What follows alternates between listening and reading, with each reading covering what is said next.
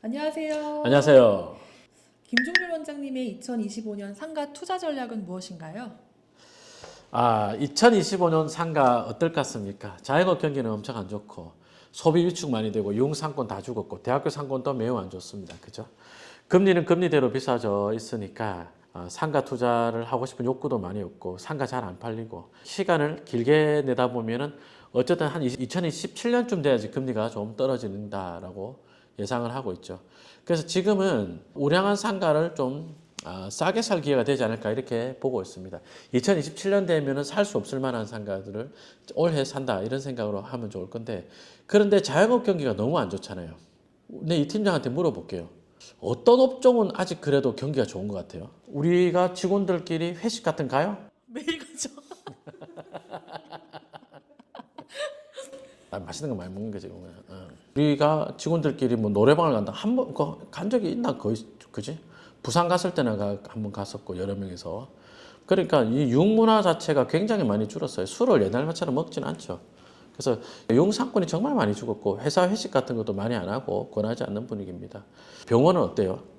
병원은 꼭 가야죠. 예전에는 조금 아파도 참고 이랬는데 요즘은 조금만 아파도 병원 가고 이런 문화로 바뀌었어요. 그죠?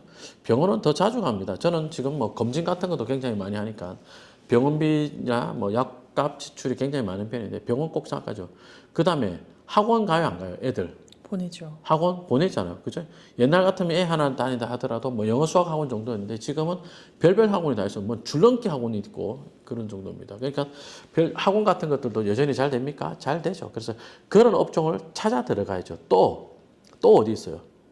신도시가 하나 생긴다 이랬을 때 그러면 신도시 거주하는 사람들이 뭐 어디 모임 같은 거 해서 식사 자리 같은 거 만든다 해. 그럼 어디서 하는가요? 신도시 안에 프라자 상가라든지 융상권 만든 이런 데 가나요? 아니면 신도시 근교에 있는 녹지 지역 같은 데로 차 가지고 나가나요? 신도시 근교 녹지 지역으로 차를 가지고 이동할 수 있으니까. 예, 그런 데서 식사를 많이 한단 말이에요. 그러니까 투자가 그런 방향에 맞춰져야 돼요. 예를 들어서 한번 이야기해 볼까요? 자, 서울에 학원 가다 이러면 뭐 노원구에 상계동 학원가 있죠. 요런 데다. 요런 데 임대 잘 됩니까? 임대 잘 되죠. 상층부의 학원 여전히 잘 됩니까? 당연히 여전히 학원 임대 짱짱하게 잘 된단 말이에요. 자리가 없을 정도로 임대가 잘 되거든요.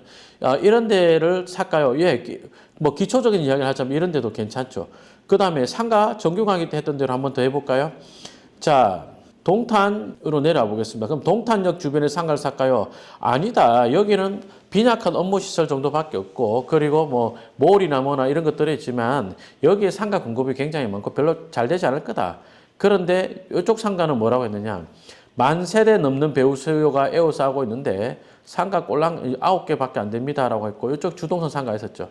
여기서도 어디 거요? 1층 거 말고 위에 거 살까요? 하는 이야기를 했었고 실제 매물 이야기를 했었습니다. 그러면서 그 매물에 대한 평가를 했죠. 지금 월세가 이 정도 수준인데 낮은 편이다. 더 올라갈 거다 하는 이야기도 했었습니다. 그죠? 그래서 이런 것들은 저는 이제 계량화, 수치화해서 공식을 알려드리죠. 그래서 적정한 임대료 수준이 얼마다라고까지 말씀을 드리지 않습니까? 자, 그 다음에 신도시 주변으로 한번 가볼까요? 저는 이게 토지 강의보다는 상가 강의에 더 적합하다라고 생각을 하고 있거든요. 여기 보면은 경기도 광주에 초월역이라고 있습니다. 초월역이 있는데 이 주변에 땅을 살까요? 라고 본다면 역 개통하는 거 보고 대로변을 상가 살까요? 쉬운 일 아니란 말이에요. 역 개통하고 이런 데 대로변 상가를 왜 사?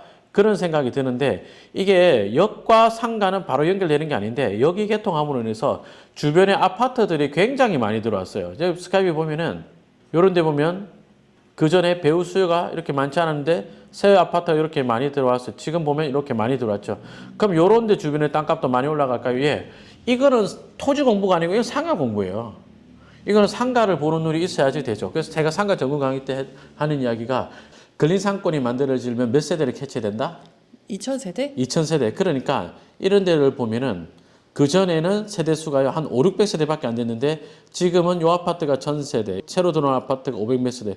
그러니까 다 합하면 2000세대가 넘어가죠. 지금은 요런 상가가 지어져 있는데 그 옛날에는 요런 임야였단 말이에요. 그죠? 요런 땅이 평당 100몇십만 원에 거래되고 했는데 이렇게 번듯한 상가 건물 지어졌는데 이 수익 분석하니까 수익이 굉장히 많이 났죠. 토지 적정 가격 평가해 보세요라고 했더니 얼마가 나왔느냐. 이게 무려 평당 1000만 원 정도가 적정하다. 800, 900 그 정도 된다 이랬습니다. 한 개 더 이야기해 볼까요? 제가 옛날 유튜브 영상을 올렸던 건데 낙찰받고 나서 물건이 취하돼 가지고 좀 아쉽게 된 건데 그거 한번 보여드리겠습니다. 화면 잠깐 볼게요. 자, 광주 신현동에 농지 790평 경매 나온 거 있죠. 이거 30억 8천만 원 썼습니다. 굉장히 높게 썼죠. 근데 이게 이제 뭐 70% 80% 대출 나오니까 투자금이 그렇게 크지 않게도 할 수 있는 것, 그래도 크네요. 죄송합니다. 근데 이 물건은 제가 왜 이렇게 욕심 났느냐. 이게 용도지역은 계획관리지역인데요. 이쪽으로 정주 인구가 굉장히 많은 데다가 신현 중학교까지 들어올 예정입니다. 여기 보면은 광주 광명초등학교가 있는데 이 초등학교 학생이 1000명이 넘어요. 그런데 중학교가 또 들어올 예정입니다. 그러면 정주 인구 더 늘어날까요? 예.